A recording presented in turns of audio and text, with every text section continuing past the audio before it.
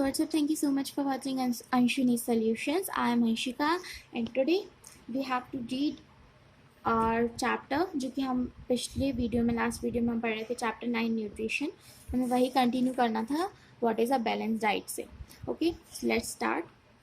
Balance diet कैसी diet होती है जो कि हमें सारे न्यूट्रिएंट्स प्रोवाइड करती है. That is carbohydrates, fats, proteins, vitamin, minerals, water और रफेज जो कि हमारी बॉडी को रिक्वायर्ड होता है करेक्ट प्रपोर्शन में उसके नॉर्मल मेंटेनेंस के लिए. हमारी बॉडी के मेंटेनेंस के लिए ये सारी चीज़ें जो कि हम आपको लास्ट वीडियो में पढ़ा चुके हैं, ये सारी चीज़ें हमारी बॉडी को रिक्वायर्ड होती हैं करेक्ट प्रोपोर्शन में हमारी बॉडी के मेंटेनेंस के लिए.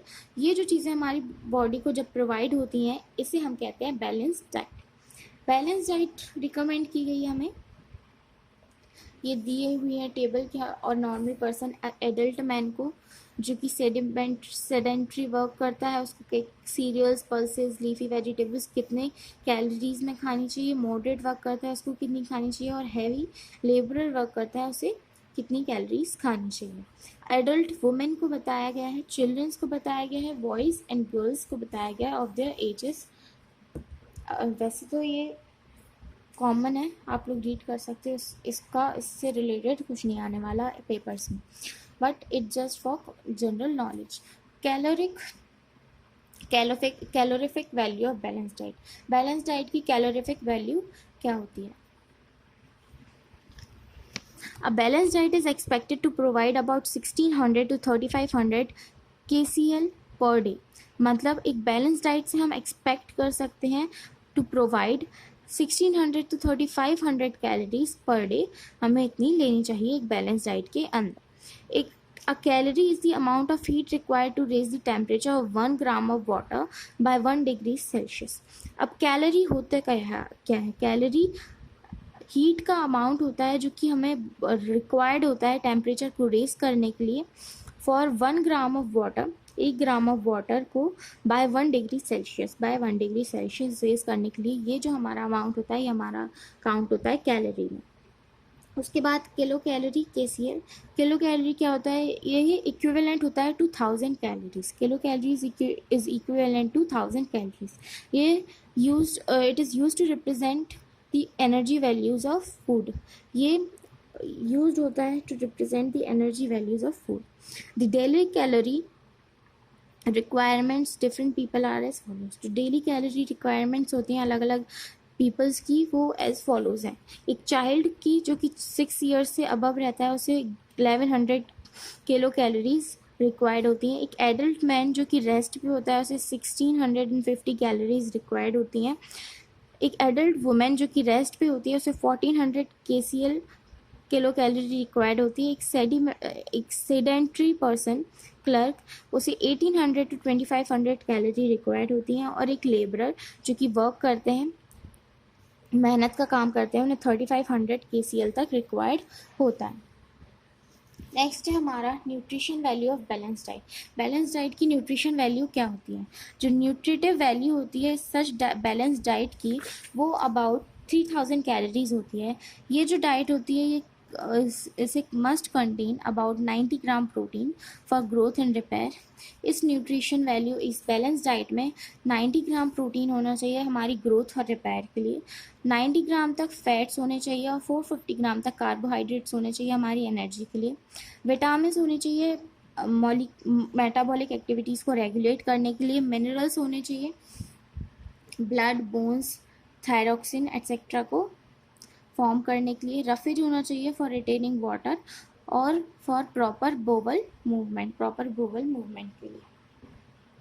However the amount of each substance पर जबकि हर एक सब्सटेंस का जो अमाउंट रिक्वायर्ड होता है डिपेंड्स ऑन एज, सेक्स और उनकी ऑक्यूपेशन पे एक पर्सन की. वो also on the climatic condition, वो ऑल्सो डिपेंड हो सकता है क्लाइमेटिक कंडीशंस पे. ग्रोइंग चाइल्ड जिसे ज़्यादा प्रोटीन्स नीड होते हैं वाइल मैनुअल लेबरर्स की कंपेयर में need energy giving carbohydrates and fat rich food as shown in 9.3. इसके अकॉर्डिंग इस टेबल के अकॉर्डिंग उन्हें सब चीज़ें देनी चाहिए, इसमें दिया हुआ है. नेक्स्ट हमारा malnutrition and undernutrition. Malnutrition और अंडर न्यूट्रिशन क्या होता है? माल न्यूट्रिशन मतलब फॉल्टी न्यूट्रिशन, मतलब lack of one or more nutrients from the regular diet or taking food with poor quality of nutrients is called malnutrition. मतलब माल nutrition faulty nutrition होता है, मतलब हमारे न्यूट्रिशन में कुछ फॉल्ट है, लैक ऑफ वन और मोर न्यूट्रिएंट्स, एक या एक से ज़्यादा न्यूट्रिएंट्स का लैक हमारी रेगुलर डाइट में, या फिर हम जो पुअर फूड क्वालिटी ले रहे हैं उसमें न्यूट्रिएंट्स का लैक उससे हम कहते हैं माल nutrition.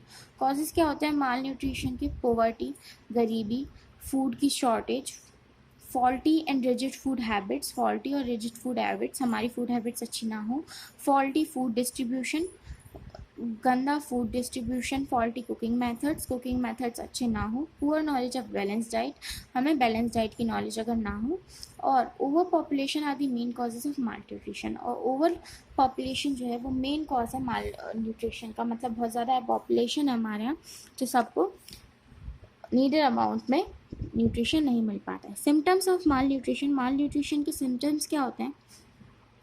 Effect of mall nutrition can be seen in the individuals of all age groups.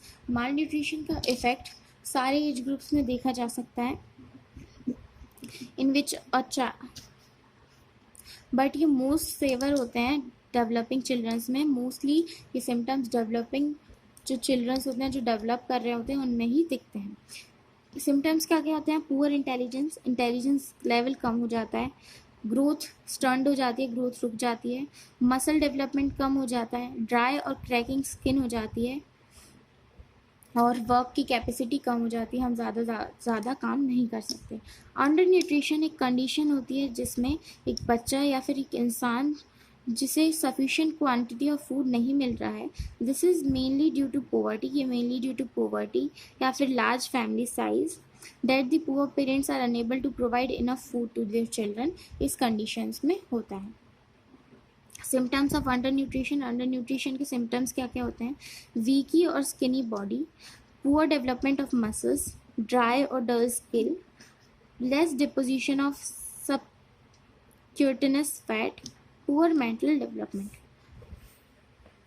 Protein energy mall nutrition, PEM, ये क्या होता है? हम सभी को प्रोटीन्स की ज़रूरत होती है हमारी ग्रोथ, रिपेयर और नॉर्मल बॉडी फंक्शंस को रेगुलेट करने के लिए. कार्बोहाइड्रेट्स हमें एनर्जी प्रोवाइड करते हैं टू प्ले, वर्क और रीड. सो प्रोटीन्स और कार्बोहाइड्रेट्स एसेंशियल होते हैं हमारी बॉडी के लिए. प्रोटीन्स और एनर्जी की डेफिशिएंसी हमारी बॉडी में प्रोटीन एनर्जी माल न्यूट्रिशन जिसे हम कहते हैं, प्रोटीन्स और एनर्जी की डेफिशिएंसी को हमारी बॉडी में, उसे हम प्रोटीन एनर्जी माल न्यूट्रिशन कहते हैं. It is also known as, जिसे हम ऑल्सो कह सकते हैं protein calorie malnutrition, PCM. जो दो फॉर्म्स होते हैं PEM के वो होते हैं क्वाशियोकर और मैरास्मस. दो तरह की बीमारियां होती हैं मेनली, क्वाशियोकर और मैरास्मस. क्वाशियोकर में क्या होता है? क्वाशियोकर एक सेवर प्रोटीन डेफिशिएंसी डिसीज़ है जिसमें हमें बहुत ज़्यादा प्रोटीन की कमी हो जाती है. ये मोस्टली 1 to 3 ईयर्स के चिल्ड्रंस के बीच में होती है. ये जो डिसीज़ होती है ये कॉज करती है जब एक मदर स्टॉप कर देती है ब्रेस्ट फीडिंग हर चाइल्ड, मतलब उसकी ब्रेस्ट फीडिंग कम कर देती है अपने चाइल्ड की एट वन अर्ली एज, उसकी कम एज पे, and the child is put on a diet, और चाइल्ड को एक डाइट पे पुट कर लेती है mainly consisting of carbohydrates but little protein, जो कि मेनली कंसिस्ट करता है कार्बोहाइड्रेट्स बट उसमें प्रोटीन्स की मात्रा कम होती है. दी सफरिंग चाइल्ड में die before reaching the age of 5 years. जो सफ़र करता है इस बीमारी से जो बच्चा, वो मर भी सकता है 5 ईयर्स की एज से पहले. सिम्टम्स क्या क्या होते हैं क्वाशियोकर के? स्टंट ग्रोथ कम हो जाती है, आइज़ बल्जिंग हो जाती हैं, साइड में फिगर दिख रहा होगा, अंडर हाइट हो जाते हैं, हेयर बिकम स्पार्श और रेडिश हो जाते हैं before the age of 5. Skin वो ड्राई, स्केली और क्रैक्ड होने लगती है. एब्डोमेन प्रोट्रूडिंग आउट, एब्डोमेन जो होती है वो बाहर निकलने लगती है. एडेमा ऑफ द फीट पे स्वेलिंग आने लगती है और फेस पे स्वेलिंग आने लगती है वाटर की एक्यूमुलेशन की वजह से. एपिटाइट और रिपीटेड डायरिया होता है. एपिटाइट का लॉस होता है और रिपीटेड डायरिया होता है। डेवलपमेंट, जो ब्रेन का डेवलपमेंट होता है वो रिटार्ड हो जाता है, कम हो जाता है। कंट्रोल एंड प्रिवेंशन, इस पे कंट्रोल और प्रिवेंशन कैसे होता है? डिसीज़ को हम क्योर कर सकते हैं बाय गिविंग रिच प्रोटीन। बहुत ज़्यादा प्रोटीन मतलब रिच प्रोटीन की डाइट हम उस बच्चे को देके उसे क्योर कर सकते हैं। व्हीट ग्रेन, सोयाबीन, ग्राउंडनट और जागरी जिसे हम ग्वार भी कहते हैं, या फिर डाइट कंटेनिंग एनिमल प्रोटीन जैसे कि मीट, एग और फिश, इस सब के थ्रू हम क्वाशियोकर को प्रिवेंट कर सकते हैं। सॉरी। सेकेंड है हमारा मरासमस। मरासमस में क्या होता है?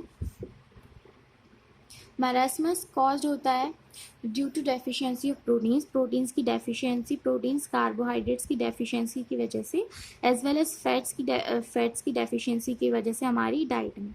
चिल्ड्रन जो मरासमस से सफ़र करता है वो डिजनरेशन शो करता है मसल्स में। सिम्टम्स क्या क्या होते हैं मरासमस के? लो बॉडी वेट, बॉडी का वेट कम होता जाता है, और रिटार्डेड मेंटल और बॉडी ग्रोथ कम होती जाती है। फेस थिन होता जाता है, पतला होता जाता है, और आइज सनकन बन जाती हैं। Body becomes very lean and thin with loose folds of skin, body बहुत ही लीन और थिन बन जाती है बहुत ही लूज फोल्ड्स के साथ में स्किन में। राइब्स अपीयर प्रोमिनेंटली, रिब्स जो हैं वो प्रोमिनेंटली अपीयर करती हैं। लेग्स और आर्म्स बहुत ज़्यादा थिन और बोनी हो जाते हैं।